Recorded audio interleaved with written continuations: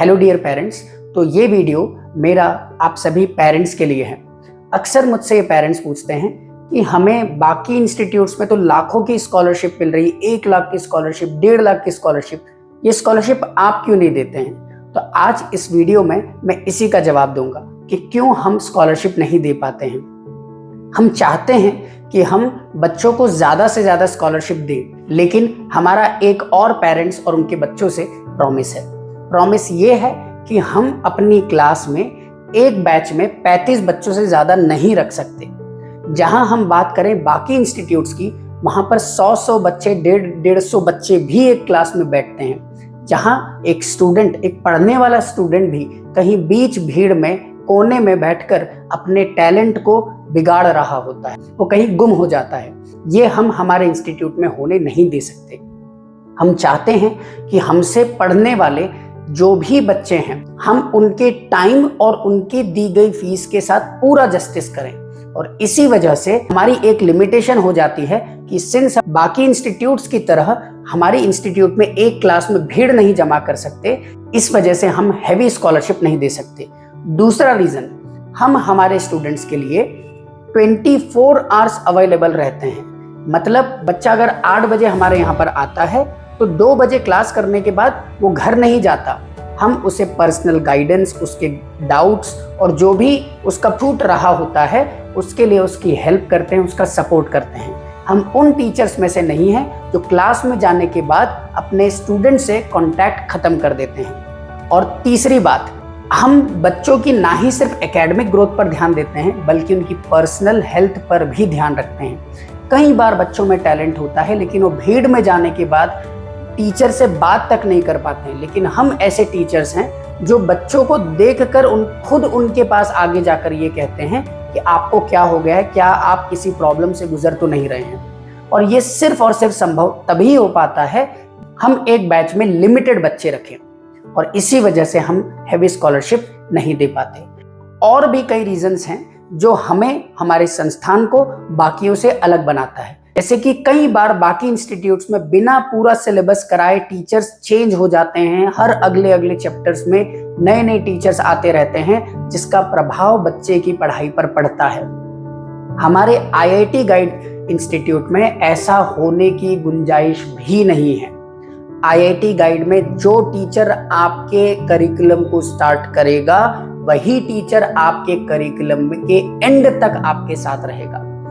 अगली चीज, बाकी इंस्टीट्यूट्स में हर सब्जेक्ट के IITian फैकल्टीज मिलना नामुमकिन के बराबर है, क्योंकि शायद फिजिक्स और केमिस्ट्री के टीचर्स तो वहां अच्छे मिल जाएंगे, मैथ्स में दिक्कत हो सकती है, केमिस्ट्री के अच्छे मिल गए तो फिजिक्स में दिक्कत हो सकती है। कहीं ना कहीं वो इम्बैलेंस PCM में बना रहता है। लेकिन IIT गाइड में तीनों ही फैकल्टीज आपको नासिक की बेस्ट फैकल्टी मिलेगी। बाकी इंस्टीट्यूट्स जहां 1500, 2-2 की भीड़ में भी 20 सिलेक्शंस भी नहीं होते हैं, यहां पर 50-60 बच्चों में भी नासिक के टॉप 5 में से 3 बच्चे यहीं से हैं।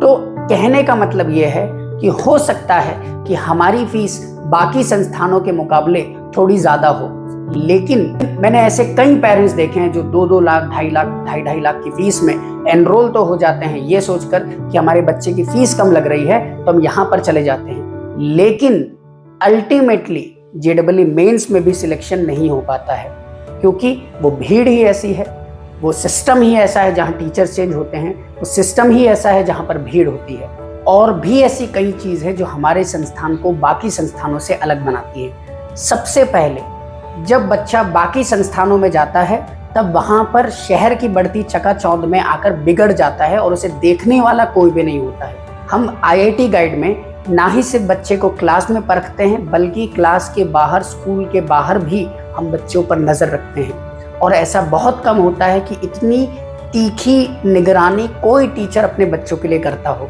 बाकी इंस्टीट्यूट्स में जैसे ही छुट्टी होती है, बच्चा कहाँ गया टीचर को कोई पता नहीं। बच्चा गेम्स खेलने जा रहा है, बच्चा कहीं पर पार्टीज करने जा रहा है, बच्चा गलत डायरेक्शन में जा रहा है, उसकी नजर ना ही इंस्टीट्यूट को होती है ना ही पेरेंट्स को होती है। लेकिन यहाँ पर जो भी बच्चे बाहर से आते हैं उनका ना ही सिर्फ पढ़ाई बल्कि उनके हॉस्टल की भी निगरानी हम टीचर्स ही करते हैं। अगली चीज है, जब बच्चे को आप भेज देते हैं हॉस्टल में जहां उसके पास फोन होता है, और कोचिंग इंस्टीट्यूट के बाद वो फोन कितना चला रहा है कोई कोचिंग इंस्टीट्यूट नहीं देखता। जो बच्चे हमारे अंडर हॉस्टल में एनरोल होते हैं, हम उन्हें सिर्फ 45 minutes per day phone use करने का अलाउ करते हैं। उसके अलावा वो फोन हमारे पास ही रहता है ताकि बच्चा फोन को यूज करके बिगड़ ना जाए।